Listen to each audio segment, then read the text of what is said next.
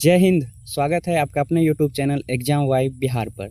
तो जितने भी लोग बिहार पुलिस 22,000 प्लस जो वैकेंसी आने वाली उसकी तैयारी कर रहे हैं, तो आप लोग के लिए आज का वीडियो काफ़ी महत्वपूर्ण होने वाला है। आज के इस वीडियो में हम लोग देखेंगे कि बिहार पुलिस 19,829 एग्जाम में साइंस के जो प्रश्न पूछे गए थे वे प्रश्न हूबहू लाइन बाय लाइन एनसीईआरटी से पूछे गए थे और उसका प्रूफ आज आपको इस वीडियो में देखने को मिलेगा। तो वीडियो को पूरा देखिएगा। और देखिए, जो 19,829 की परीक्षा हुई थी वो टोटल 6 दिन हुई थी, जिसमें पहला दिन जो था वो 16 जुलाई था। तो 16 जुलाई को जो एग्ज़ाम हुए हैं, और आप लोग जानते हैं कि 19,829 में एक से अधिक क्वेश्चन पेपर बनाए गए थे और अलग अलग डिस्ट्रिक्ट में अलग अलग क्वेश्चन पेपर थे। तो उस दिन जितने भी क्वेश्चन पेपर वायरल हुए थे उन सभी का वीडियो देखकर मैंने साइंस के जो प्रश्न निकाले हैं उनकी संख्या लगभग 30 से 35 प्रश्न मुझे मिले हैं, क्योंकि सभी प्रश्न वायरल नहीं हुए थे, कुछ ही डिस्ट्रिक्ट का क्वेश्चन वायरल हुआ था। तो इनमें से मैं आज आपको आधे प्रश्न का एनालिसिस करवाऊंगा, क्योंकि पूरा एनालिसिस करवाने पर वीडियो काफ़ी लंबी हो जाएगी और आप लोग में से मैक्सिमम स्टूडेंट वीडियो को पूरा देखते नहीं हैं, एक दो क्वेश्चन देखते हैं उसके बाद वीडियो छोड़कर चले जाते हैं। तो प्लीज़ आपसे रिक्वेस्ट होगी कि इस तरह का हेल्पफुल कंटेंट ला रहे हैं तो आप लोग पूरा वीडियो देखिए, और अगर आप लोग का रिस्पॉन्स अच्छा रहा तो इस वीडियो का पार्ट 2 भी जल्द अपलोड कर देंगे। तो जितने भी लोग 22,000 प्लस वैकेंसी की तैयारी कर रहे हैं, आप लोग को 2 काम करना है। पहला तो इस तरह के वीडियो को देखना है कि क्वेश्चन कहाँ से पूछे जा रहे हैं और किस प्रकार पूछे जा रहे हैं। और दूसरा जो है कि जो गर्दनी बाग में प्रोटेस्ट हो रहा है, आप लोग उसमें ज़रूर जाएँ। कम से कम जितने भी लोग पटना में रह रहे हैं वो ज़रूर जाएँ। उनमें से अगर आधा भी लोग चले जाएँ ना, तो हम लोग की जो मांगे हैं उसे 1 से 2 दिन में मान लिया जाएगा।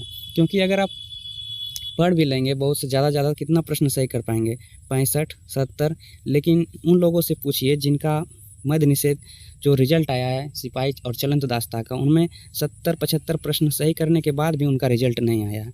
तो आप लोग ज़रूर जाइए, क्योंकि ना प्रश्न पत्र दिया जाता है ना आंसर की, और हम लोग का कितना मार्क्स आया यह भी नहीं बताया जाता है, ना कट ऑफ बताया जाता है।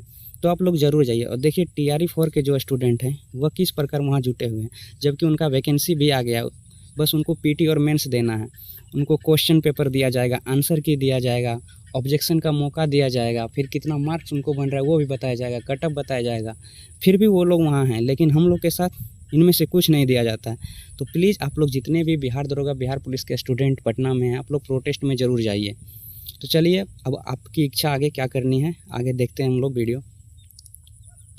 देखिए, फर्स्ट क्वेश्चन जो है कि कौन सा उत्तक पौधों को लचीलापन प्रदान करता है जिससे वे बिना टूटे झुक सकते हैं। तो इसका जो सही आंसर होगा वो होगा कोलेनकाइमा।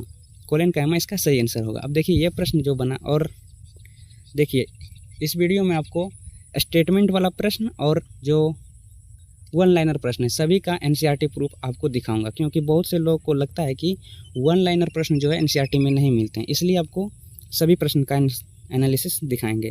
देखिए, जब आप क्लास 9 का NCERT पढ़ेंगे तो चैप्टर नंबर 6 में आपको मिलेगा टॉपिक उत्तक। अब जब इस चैप्टर में आप पढ़ेंगे सरल उत्तक के बारे में, तो आपको वहाँ देखने को मिलेगा कि लिखा गया है कि पौधे में लचीलेपन का गुण एक अन्य अस्थायी उत्तक कोलेनकाइमा के कारण होता है। यह पौधे के विभिन्न भागों में बिना टूटे लचीलापन लाता है। यह पौधों को यांत्रिक सहायता प्रदान करता है। तो देखिए, पौधे में लचीलापन जो होता है वो कोलेनकाइमा से होता है, जो आपसे पूछा गया था।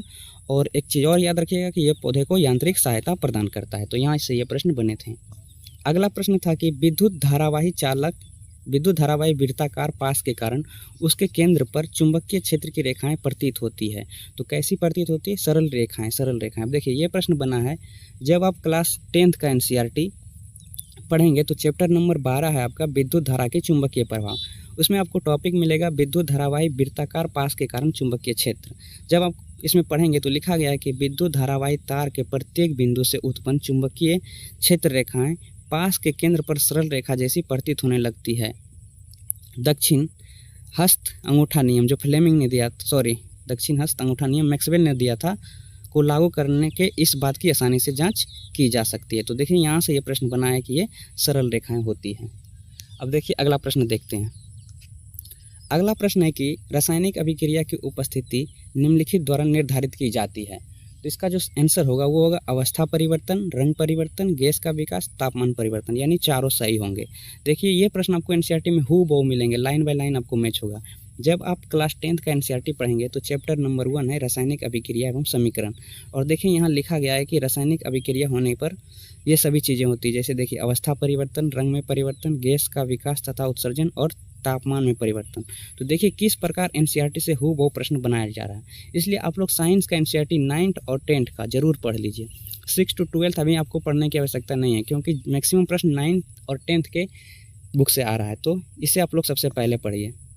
नेक्स्ट प्रश्न है कि मनुष्यों में ध्वनि की श्रव्यता का प्रास लगभग डैश तक होता है। तो इसका जो सही आंसर होगा 20 हर्ट्ज से 20,000 हर्ट्ज। ये प्रश्न आपको एनसीईआरटी में मिलेगा जब आप क्लास 9th का एनसीईआरटी पढ़ेंगे, चैप्टर नंबर 11 ध्वनि। तब देखिए श्रव्यता का परिसर दिया गया है, यहाँ लिखा गया है कि हम सभी आवृत्ति की ध्वनि को नहीं सुन सकते। मनुष्य में ध्वनि की श्रव्यता का परिसर लगभग 20 हर्ट्ज से 20,000 हर्ट्ज होता है। तो यहाँ से ये प्रश्न बना है। अगला देखते हैं हम लोग कि मधुमक्खी के डंक से चोट लगने पर राहत के लिए प्रभावित क्षेत्र पर क्या लगाना चाहिए। तो इसका जो सही आंसर होगा वो होगा दुर्बल क्षार। देखिए ये प्रश्न भी एनसीईआरटी में डायरेक्ट मिलेगा आपको। जब आप क्लास 10th का एनसीईआरटी पढ़ेंगे, चैप्टर नंबर 2 आम्ल, क्षारक एवं लवण, तब देखिए टॉपिक मिलेगा आपको पशुओं एवं पौधों के द्वारा उत्पन्न रसायनों से आत्मरक्षा। अब देखिए यहाँ लिखा गया है कि क्या कभी आपको मधुमक्खी ने डंक मारा है। देखिए किस प्रकार एनसीईआरटी समझा रहा है। बहुत सारे लोग बोलते हैं कि एनसीईआरटी की भाषा समझ में नहीं आती। अब देखिए टीचर के जैसा आपको समझा रहा है कि क्या कभी आपको मधुमक्खी ने डंक मारा है। मधुमक्खी का डंक एक अम्ल छोड़ता है जिसके कारण दर्द एवं जलन का अनुभव होता है। डंक में मारे गए अंक में बेकिंग सोडा जैसे दुर्बल क्षारक के उपयोग से आराम मिलता है। तो देखिए दुर्बल क्षारक होता है। देखिए 78 पोस्ट का जो मध्य निषेध दरोगा का एग्जाम हुआ था, उसमें प्री में यहाँ से एक और प्रश्न पूछे गए थे कि नेटल पादप के जो डंक होते हैं उसमें कौन सा अम्ल पाया जाता है। तो मैथोइक अम्ल पाया जाता है। तो यहाँ से देखिए एक प्रश्न और बना था। अगला प्रश्न है आपका कि आयोडीन का टिंक्चर किसका विलयन होता है। तो जो टिंक्चर आयोडीन होता है वो आयोडीन और एल्कोहल का विलयन होता है। तो ऑप्शन डी इसका सही आंसर होगा। देखिए ये प्रश्न भी एनसीईआरटी में मिल जाएगा जब आप 9th क्लास का एनसीईआरटी पढ़ेंगे, चैप्टर नंबर 2 क्या हमारे आसपास के पदार्थ शुद्ध हैं। तब देखिए यहाँ आपको लिखा मिलेगा कि आयोडीन और एल्कोहल का विलयन, जिसे टिंक्चर आयोडीन के नाम से जाना जाता है, इसमें आयोडीन विलय है और एल्कोहल विलायक है, यानी टिंक्चर आयोडीन में आयोडीन और एल्कोहल का विलयन होता है। तो यहाँ से ये प्रश्न बना है। अगला प्रश्न था जो आपको निकट दृष्टि दोष थे तीनों पर 3 और उसके सुधार के लिए जो लेंस की आवश्यकता है उसमें मिलाना था। तो इसका मिलाइए आप लोग। निकट दृष्टि दोष अवतल लेंस द्वारा ठीक किया जाता है, दूरदृष्टि दोष उत्तल लेंस द्वारा, और प्रेसोबायोपिया यानी जरा दूरदर्शिता द्विफोकल लेंस द्वारा। तो इसका डी ऑप्शन हो जाएगा सही आंसर। अब देखिए यह प्रश्न आपको मिलेगा जब आप 10th क्लास के एनसीईआरटी चैप्टर नंबर 10 पढ़ेंगे, मानव नेत्र तथा रंग बिरंगा संसार। तब इसमें अलग अलग पेज में आपको तीनों दृष्टि दोष के बारे में मिल जाएगा। नेक्स्ट प्रश्न है आपका कि ग्रेफाइट छूने से नरम और चिकना होता है, और तर्क दिया है कि ग्रेफाइट की संरचना परतदार सीट जैसी होती है। तो इसका जो सही आंसर होगा ए भी सही है, आर भी सही है, और आर ए का सही स्पष्टीकरण कर रहा है। तो ए इसका सही आंसर हो जाए।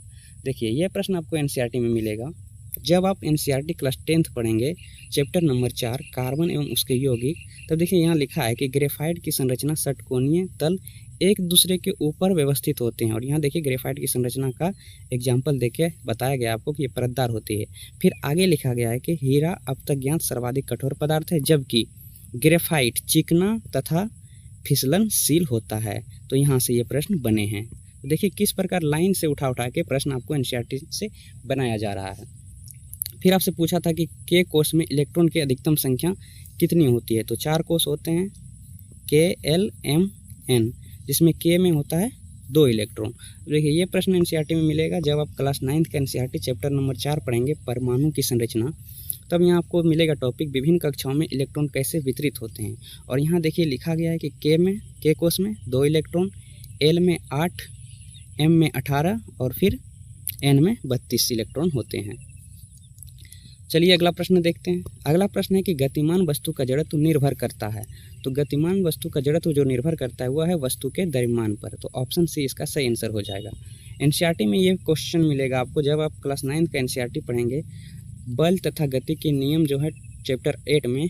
तब आपको मिलेगा टॉपिक जड़त्व तथा द्रव्यमान। यहाँ देखिए लिखा गया है कि रेलगाड़ी का जड़त्व बैलगाड़ी से अधिक है। इससे स्पष्ट होता है कि भारी वस्तुओं का जड़त्व अधिक होता है, यानी जो भारी वस्तु है उसका जड़त्व अधिक होता है और जो हल्की वस्तु है उसका जड़त्व कम होता है। फिर आगे आप पढ़ेंगे कि मात्रात्मक रूप से किसी वस्तु का जड़त्व उसके द्रव्यमान से मापा जाता है। तो यहाँ से ये प्रश्न बनाया गया है। देखिए एग्जामिनर जब भी प्रश्न बनाता है वो एनसीईआरटी को देख के ही बनाएगा, वो लुसेंट या किसी के नोट से नहीं बनाएगा। इसलिए अब जो प्रश्न बन रहे हैं वो एनसीईआरटी से हूबहू मैच हो रहे हैं। नेक्स्ट प्रश्न है आपका कि समीकरण को संतुलित करना था, जिसमें Fe + H2O arrow Fe3O4 + H2O ये समीकरण दिया गया था, इसको संतुलित करना था। तो इसको संतुलित करने पर आपका ऑप्शन बी आता, 3Fe + 4H2O arrow Fe3O4 + 4H2O। अब देखिए ये प्रश्न एनसीईआरटी में वो मिलेगा। जब आप क्लास 10th का एनसीईआरटी चैप्टर नंबर 1 पढ़ेंगे रासायनिक अभिक्रिया एवं समीकरण, तो देखिए यहाँ लिखा गया है यह, अब हम निम्न रासायनिक समीकरण को संतुलित करने का प्रयास करते हैं। और ये समीकरण आपको दिया गया जो एग्जाम में हूबहू पूछा गया। और देखिए इसमें आपको टोटल 6 चरण में पूरी बढ़िया तरीके से इसको कैसे संतुलित करना है ये बताया गया है। तो टोटल 5 चरण कंप्लीट करने के बाद छठा चरण में देखिए जो समीकरण है उसको संतुलित किया गया है। तो यहाँ से ये प्रश्न बना है। अगला प्रश्न है कि कितने तत्व कमरे के तापमान पर तरल अवस्था में पाए जाते हैं। तो इसका जो सही आंसर होगा वो क्या होगा, 2 होगा। अब देखिए ये प्रश्न भी मिला है। जब आप क्लास 9th का एनसीईआरटी पढ़ेंगे क्या हमारे आसपास के पदार्थ शुद्ध हैं, तब यहाँ देखिए लिखा गया है कॉलम में इसे भी जाने, और ये पढ़िएगा तो देखिए यहाँ लिखा गया कि अभी तक ज्ञात तत्वों की संख्या 100 से अधिक है। इनमें से 92 तत्व प्राकृतिक हैं, जबकि शेष जो है मानव निर्मित हैं। अधिकतर तत्व ठोस हैं, 11 तत्व जो हैं कमरे के तापमान पर गैस हैं, और 2 तत्व पारा तथा ब्रोमीन कमरे के तापमान पर द्रव हैं। गैलियम तथा सीजियम तत्व कमरे के तापमान से कुछ अधिक तापमान पर द्रव अवस्था ले लेते हैं। तो देखिए यहाँ से ये प्रश्न बना है और हो सकता है कि आने वाले एग्जाम में इन पॉइंट से भी एक क्वेश्चन बन सकते हैं। तो देखिए टोटल जो प्रश्न बने हैं उनमें से आधे प्रश्न का एनालिसिस मैंने आज आपको करा दिया। तो अगर आपका पार्ट 2 इसका चाहिए तो कमेंट कीजिए। और देखिए आपको लुसेंट या नोट्स पढ़ने की आवश्यकता नहीं है। देखिए सभी प्रश्न जो है एनसीईआरटी में मिल रहे हैं, हूबहू मिल रहे हैं, चाहे वो आपका स्टेटमेंट वाला हो या फिर 1 लाइनर हो। इसलिए आप लोग अगर चाहते हैं कि आपको एग्ज़ाम में साइंस के प्रश्न बने आने वाले एग्जाम में, तो एनसीईआरटी को पढ़ना शुरू कर दीजिए। 1 बार 2 बार 3 बार पढ़िए, सभी लाइन को पढ़िए, जो महत्वपूर्ण लाइन है उसको पढ़िए। यहीं से प्रश्न जो है बनाए जा रहे हैं। चलिए मिलते हैं अगले वीडियो में। और फिर आपसे एक रिक्वेस्ट करते हैं कि जितने भी लोग पटना में हैं आप लोग प्लीज़ गर्दनीबाग प्रोटेस्ट में भाग अवश्य लें। चलिए मिलते हैं अगले वीडियो में। जय हिंद, वंदे मातरम।